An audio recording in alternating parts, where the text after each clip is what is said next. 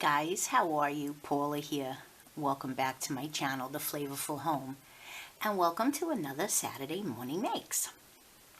We're at my craft desk, as you can see. If you're new, welcome to you. I hope you'll consider subscribing and coming back to visit often. Saturday Morning Makes is a wonderful, wonderful collaboration created by Jill Norwood from Greenwood Girl Cards, and I will put a link in the description box to her channel. All it is sharing your art, or as Jill likes to say, heart with a capital A-R-T. And it could be whatever your love of creating is. Paper crafting, jewelry making, needlework, baking, if you're a cake decorator or a cookie decorator, if you do quilling, whatever it is. If it's art and you love it, share it under the hashtag SatMornMakes. And if you don't have a YouTube channel, you could share it on Instagram with the same hashtag.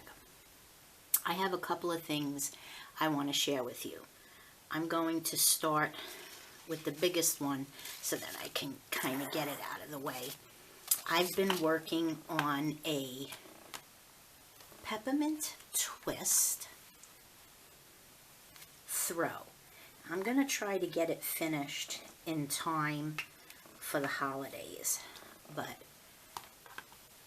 you are connecting these peppermint twists that I crocheted.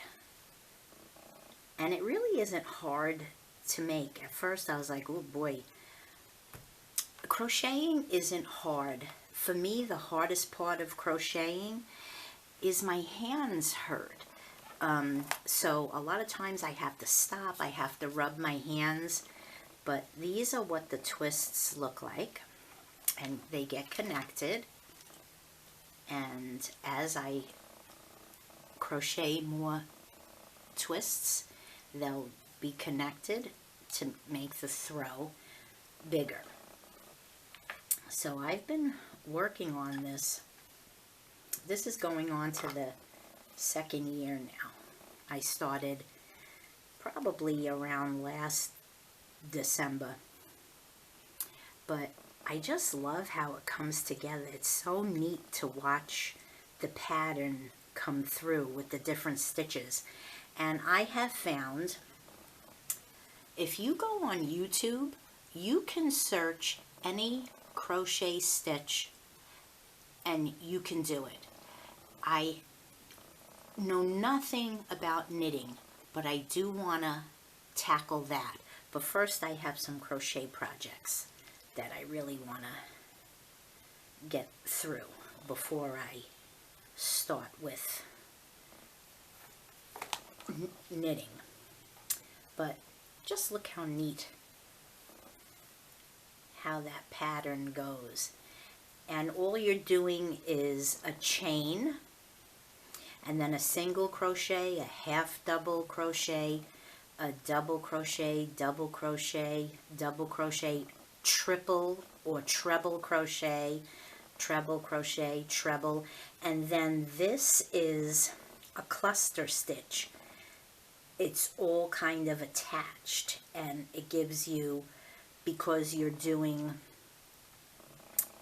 several, and it makes the curve. It's really kind of neat. Okay, so that's my peppermint throw. Next up are my, so far, 2 Christmas card prototypes, because I'm not sure what pattern or design I'm going to go with yet. This is the first one, and I just threw this on here. This is a polka doodle design that I printed up and cut out on my silhouette.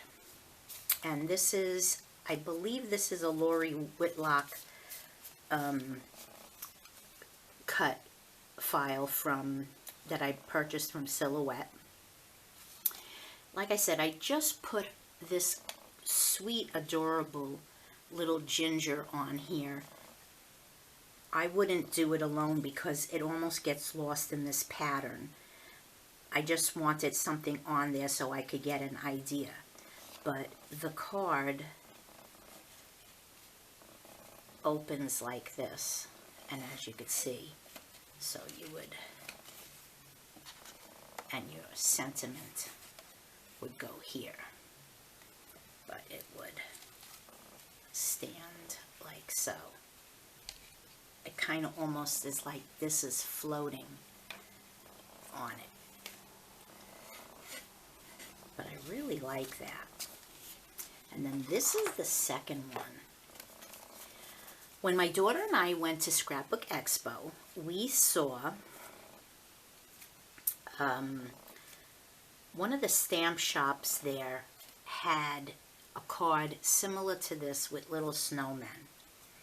And I said to her before, and they had the design, the already pre-cut design in a pack of like 10. And I said, before I do that, I'm going to look and see if Silhouette has a similar cut file. Sure enough, they did. And just this guy moved a little. I would straighten him a little more. But look how cute. And so far, I think my husband and daughter like this one the best. And I said to my husband, well, what about the sentiment? And he said, just stick it in here. So I think that's what I'll do if I choose this one. And my daughter said, oh, you know what would be even cuter? To put like a little snowflake banner across the back. But that would stand like so. So those are the two prototypes. The last one that I die cut is this. I haven't done anything with it yet. I've just, oh, I sneezed. God bless me. I just cut it out, and I save, anytime I get papers or a printing mistake, I save them to cut so I can play. It goes like this, and I would put the coordinating paper and some kind of maybe a polka doodle or a ginger, something on the front. So I need to do this one and make a decision, because I think I might do a slim line as well. I'm not sure yet, but like these that I got from Scrapbook Expo would be adorable as embellishment on this card. So those are the two cards so far. And then I had some fun with my beads. I love making purse dangles or purse charms. And I bought, this is a combination. I bought the shinies from Hobby Lobby, and these, I may have gotten this at the Bead Factory in Los Angeles. I'm not 100% sure. I don't think it was Hobby Lobby. Just this one is Hobby Lobby. And so I just kind of combined them. And I have, this was from Hobby Lobby too. And I put it on, this could actually be if you want a keychain, because I use this, but I like them as purse dangles. I have my Halloween one still on there. I have to take it off. And I have a little snowflake charm. And then I just wrap the beads, and I put a variety, and I had a bell charm. So there's that one. And then I did kind of just a winter. It isn't necessarily Christmas. It has a snowman dangle at the bottom.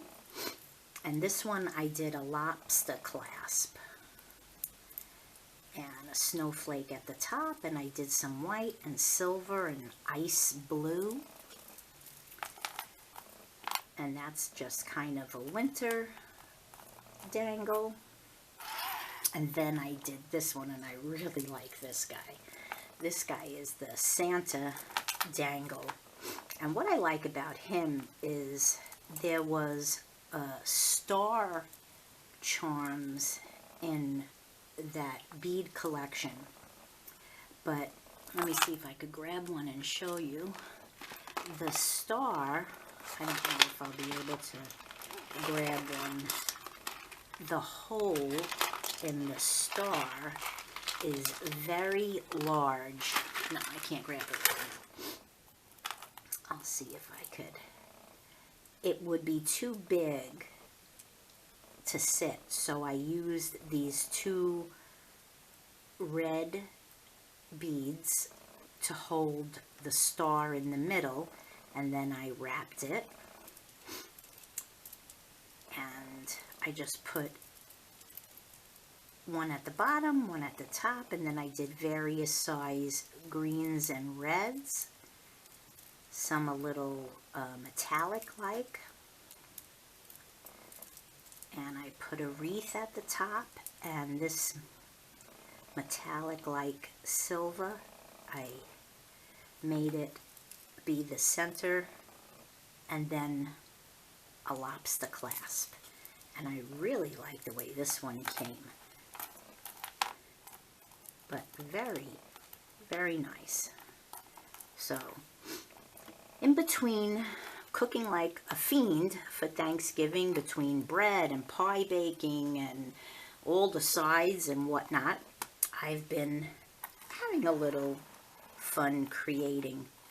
I go from the kitchen, run up here to my craft desk, run back downstairs and sit and crochet, and then back to the kitchen, back up here. So I've had a bit of fun creating, and I'm really happy with how the purse dangles came, and this is just so cute. It really is. Adorable card.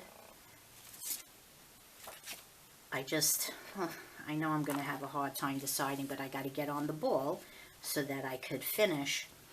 The one thing that makes me sad is I used to write my cards out by hand, and I would always put a special note in, but because my hands hurt so much, I can't do it anymore. I have to print out a sentiment and our names on the bottom. It's just become too much, even to address the envelopes. I can't anymore. So that makes me a little sad. But this is my share for Saturday Morning Makes this week. Alrighty, friends. Thanks for visiting. Remember to check the description box for the links to Jill's channel and my Instagram so you can check out Sat Morn Makes. Hit that hashtag. You will be very impressed. If you're new, I hope you would consider subscribing and come back and visit more often.